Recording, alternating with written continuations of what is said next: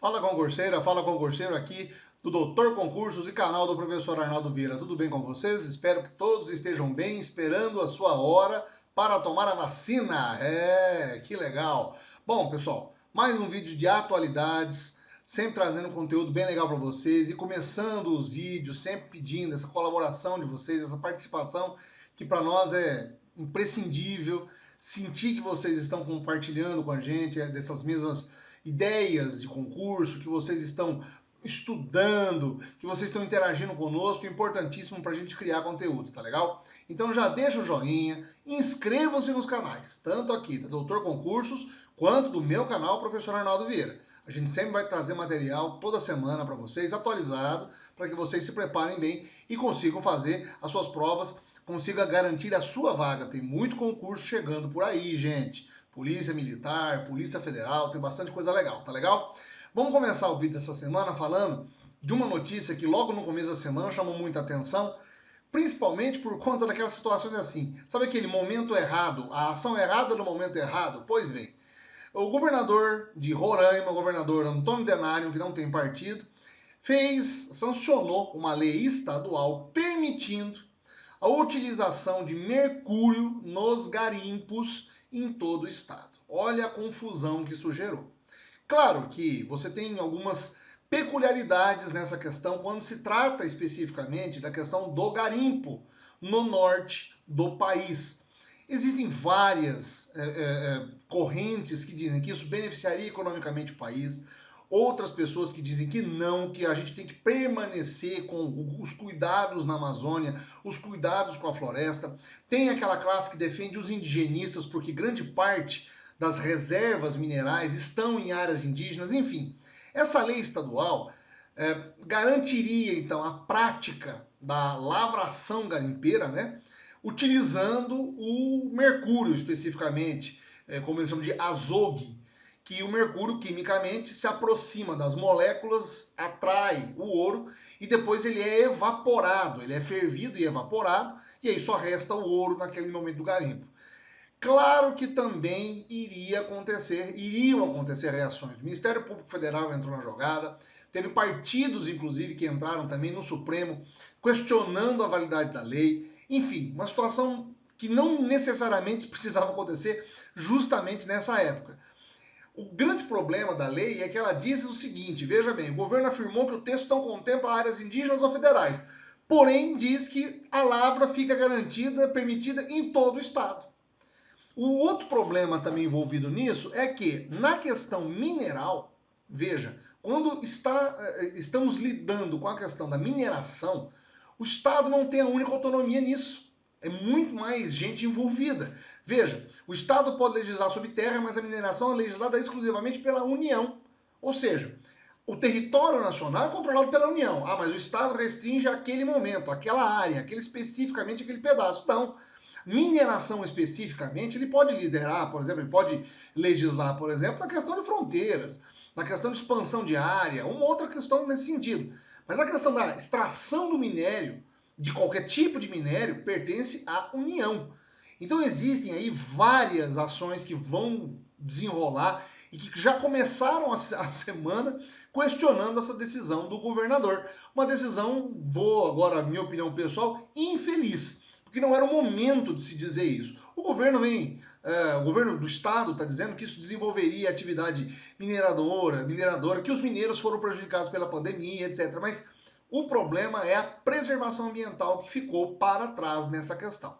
Importante você saber, importante você entender também mais sobre esses assuntos, porque essa questão da Amazônia Legal, da exploração de minérios da Amazônia Legal, é um assunto que cai recorrentemente em concursos, tá legal?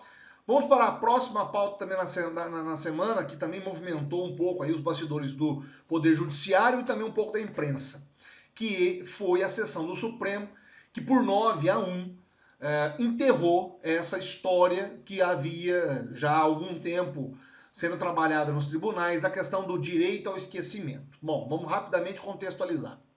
O que significaria essa lei? No que essa lei atingiria o cidadão comum? Na verdade, essa lei está focada em relação a crimes que tiveram grande repercussão ou que foram explorados pela mídia, tá? A lei teve um start da família, né, da Aida Curi, uma jovem assassinada nos anos 50, inclusive sofreu também uma tentativa de estupro, e teve o caso retratado num programa Linha Direta, era o Linha Direta Justiça, exibido pela Rede Globo, que revivia os casos, colocava atores para interpretar os casos e contava as histórias que estavam ainda em fase ou de julgamento ou que já tinham sido julgadas, mas contava essas histórias que tiveram uma grande repercussão social. O caso da Aida Curi teve uma grande repercussão na década de 50, certo? Bom, o que acontece? A família entrou com um processo contra a emissora. E, obviamente, eles foram ganhando, a emissora recorrendo, até que chegou no Supremo Tribunal Federal e a decisão aconteceu. A sessão começou na terça, terminou na quinta-feira. E, por 9-1, o processo não foi dado provimento, vamos dizer assim, né? Para que isso prosseguisse. O que garantiria, então, esse pedido? Que esses casos não voltassem à tona, justamente por conta da dor da família novamente ser exposta e ter essa pessoa, as pessoas envolvidas novamente sendo chamadas a prestar depoimento, procuradas pela imprensa, etc. Bom, o problema é que essa lei especificamente, ela não atingiria somente o caso da Aida Curi, ela se tornaria uma jurisprudência. Imagina só você no futuro não poder saber mais, por exemplo, sobre o caso Isabela Nardoni. Nós não termos mais acesso ao caso Suzane von Richthofen, uma vez que já foi transitado e julgado os casos, que as pessoas pagaram suas penas, e a imprensa não poder citar esses casos no futuro. Além de outras situações, como, por exemplo, casos que envolvem corrupção. Você imagina um parlamentar que foi acusado de um crime de corrupção, que foi condenado, que teve uma condenação, mas que depois a imprensa não pode citar, lembrar que aquela pessoa teve aquele problema anteriormente. É uma espécie de ataque à liberdade de expressão. E nessa linha, essa foi a linha que os juízes seguiram, né? Dizendo que não há uma previsão legal para esse direito ao esquecimento para ele ser praticado. A decisão tem repercussão, ou seja, vai servir de orientação para outros casos. É bem verdade que aí a gente vai encontrar algumas situações mais delicadas. O que, por exemplo, o juiz Ricardo Marques, Tássio Marques, né? Não me lembro o nome agora completo dele, alegou foi o seguinte: olha, eu voto parcialmente, porque o que eu garanto, o que eu defendo é a questão da punibilidade para uma exposição negativa daquele caso. Então, que haja um processo de indenização. Mas simplesmente tolher o fato, não exibir o fato, como o ministro Dias Toffoli, inclusive, dessa vez acertadamente defendeu, a Carmen Lúcia também, dizendo que era favorável exatamente a que esse esquecimento não acontecesse, implicaria nas indenizações aos familiares caso houvesse, de uma certa forma, uma espécie de extrapolamento das informações por conta dos meios de comunicação. Ou seja, de uma maneira geral, esse julgamento entra aí para as barras dos concursos, para os temas de concursos, por se tornar um tema muito delicado. Será que casos de grande repercussão não poderiam mais ser discutidos pela imprensa? Deveriam ser automaticamente esquecidos, uma vez que o processo já tramitou em julgado ou que os condenados já pagaram a sua pena? O que você acha? Deixa nos comentários aí pra gente se você é a favor ou não, então, desse posicionamento do Supremo. Mas é um assunto interessante e que vai cair nas questões de concurso, dos futuros concursos que virão, tá legal? Âmbito internacional, não tem como a gente não citar a absolvição de Donald Trump no final de semana. O Senado norte-americano engavetou, né? Não formou uma maioria, era necessária uma maioria de 2/3, não engavetou o processo, aliás, engavetou, me perdoe, não prosseguiu, né? Engavetou o processo de impeachment que estava sendo movido pelo Donald Trump. Lembrando rapidamente a história, nós já tratamos inclusive de vídeos aqui logo no começo. O que acontece, né? O que aconteceu no caso Trump, para a gente entender a contextualização. O ex-presidente Donald Trump foi julgado pela segunda vez, um processo de impeachment, né? Porque ele foi acusado dessa vez a incitar o ódio, incitar que manifestantes invadissem o Capitólio no dia em que estava havendo a proclamação, que era na verdade uma questão só pro forma, sacramentando a vitória de Joe Biden, certo? Ele teria dito em um discurso que o vice-presidente Mike Pence não iria ter coragem, que então eles iriam através do discurso dele, inclusive, que ele iria fazer com que as pessoas marchassem, que eles deveriam marchar até o Capitólio e fazer valer os direitos porque a eleição foi fraudada, etc. O que as pessoas fizeram? Os extremistas foram lá e marcharam exatamente, invadiram o Capitólio. Isso envolveu a morte de 5 pessoas que foram baleadas e mortas durante os atos ali. Enfim, os advogados dele conseguiram protelar um pouco a situação, mas os senadores acabaram não aprovando. Por mais que houvesse maioria, precisava de uma maioria muito maior, 2/3 da casa. O que não aconteceu. Por quê? Porque a maioria dos deputados, dos senadores, desculpa, que estão no Capitólio, são do Partido Conservador, são do Partido Democrata e não do Partido Republicano. Isso indiretamente barra e esbarra aonde? Hoje Trump pode voltar a ser candidato. Em 2024, por exemplo, ele pode concorrer novamente à presidência da Casa Branca para um segundo mandato. Se ele fosse condenado, ele poderia perder, seria um segundo processo, mas ele poderia perder os direitos políticos, perderia exatamente as vantagens, as verbas que ele possui como presidente, ele perderia o direito vitalício, inclusive a uma pensão, ele perderia a questão da segurança, mas agora ele mantém isso e pode concorrer novamente em 2024 à presidência dos Estados Unidos, à Casa Branca novamente. É claro que existe todo um contexto político e pode ser que ele nem seja candidato até lá, mas o fato é que se esperava que houvesse uma espécie de evolução nos assuntos, o que acabou não acontecendo. O próprio Joe Biden também declarou, em determinado momento, que não acreditava na condenação do Trump, porque sabia que os candidatos, os deputados, né, senadores, novamente, os senadores democratas, republicanos, não iriam acabar não iam dar prosseguimento ao processo, de um modo geral. Então Trump está absolvido de mais esse processo de impeachment e pode voltar a ter os direitos, já tem os direitos garantidos, vai provavelmente trabalhar. Só que lembrando, ele ainda está com as contas das redes sociais dele, ainda estão suspensas, viu? Ele ainda está sem voz para falar com a multidão que apoia ele, tá legal? E a última notícia é a morte do ex-presidente da Argentina, país vizinho, Carlos Menem.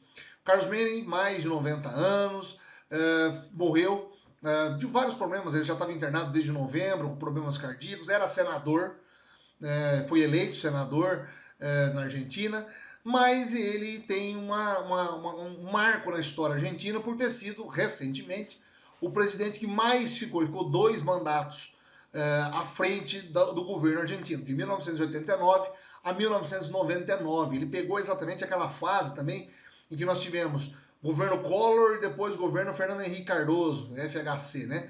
Então, nesses 10 anos de mandato que ele conseguiu lá, o Menem foi muito endeusado, foi muito, de uma maneira geral, foi muito idolatrado. Eu estou mostrando para vocês aqui um vídeo, inclusive, do jornal La Nación. É um vídeo que está legendado em espanhol, em castelhano, né, na língua argentina. Mas é para vocês verem mais ou menos a trajetória de Carlos Menem, que começa em 89, na verdade ele já tinha sido governador de províncias na Argentina, mas ele começa o mandato com uma grande esperança, né? Ele substitui o Raul Alfonsín e promete uma mudança estrutural dentro do partido, dentro do país, na verdade, porque ele pertencia ao partido judicialista, ou seja, o partido peronista. Só que assim que ele assume, ele muda o discurso, ele muda o tom do discurso, de um discurso estatizante, de um governo mais voltado às classes sociais, e começa a fazer uma espécie, no primeiro momento, o combate ao que eles chamam de corrupção, mas basicamente ele começa o programa de privatizações das empresas argentinas estatais. Além disso, ele é extremamente bem visto por conta dessa abertura que ele faz da Argentina ao dólar estrangeiro. Wall Street adora ele. Os investidores americanos, então, nadaram de braçada na economia argentina, que sofreu um processo de dolarização na época do governo Menem. Ele também era meio midiático, gostava um pouco de aparecer, ele jogava basquete, jogou futebol com a própria seleção, ele era um pouco também meio que fanfarrão, vamos dizer, nesse aspecto da questão mídia. Ele era conhecido pelas costeletas brancas que ele mantinha, então era também tinha uma versão um pouco mais aí, vou ousar dizer, uma versão meio que nostálgica de velhos tempos em que a Argentina remontava nos anos 50 a um governo de austeridade econômica, mas com uma espécie de liberalidade também ao mesmo tempo. Ele tem várias gafes, como essa do discurso, ele vai num evento e troca os discursos, começa a falar e depois se confunde. Ele também era um presidente muito bem-humorado, tem várias passagens dele engraçadíssimas durante o governo, mas o fato é que ele também começa a se envolver em escândalos de corrupção. Em 2001, inclusive, ele foi preso, ficou preso em casa, prisão domiciliar, por estar sendo acusado de fazer contrabando de armas para a Croácia e o Equador, se eu não me engano. Ele financiando, inclusive no Equador, ele como sendo um estrategista da Revolução Socialista que estava acontecendo no Equador. Então, de uma maneira geral, o Menem participa nessa década de 90, ele é muito presente no cenário internacional e no cenário brasileiro também, porque ele mantém boas relações com o Brasil, mas de uma maneira geral, ele ainda tinha uma certa força política até meados de 2003. Em 2003 ele concorre, novamente ele perde, ele sai em 99, em 2003 ele volta, mas perde por Néstor Kirchner. Ele vai para o segundo turno, ele ganha no primeiro turno, mas desiste de concorrer no segundo turno para o Néstor Kirchner, imaginando que iria haver uma grande enxurrada de votos contrários a ele. Ele renuncia, ele retira a candidatura e o Kirchner acaba saindo candidato, ganha a eleição. Depois a Cristina Kirchner se torna presidente e nesse período todo ele acaba ficando como senador e falece nesse final de semana. O Menem é uma dessas últimas figuras, dessas políticas dos anos 80 e 90 que mudaram um pouco o cenário na América Latina.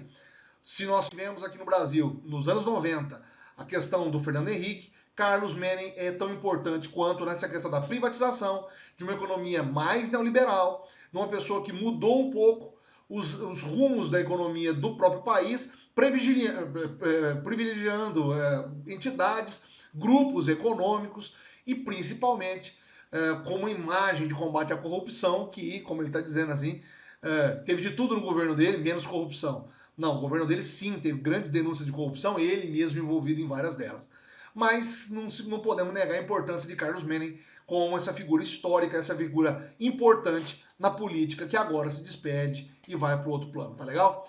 Terminando o vídeo então dessa semana, pedindo para você deixar o like, se inscrever nos canais, escreva aí para nós o que vocês estão achando, se vocês estão gostando ou não, que é sempre um prazer responder para vocês e compartilhar essas informações, trocar isso e preparando vocês para os concursos que virão, tá legal? Um grande abraço, a gente acaba se vendo aí e semana que vem tem mais vídeo. Um grande abraço, pessoal, até lá!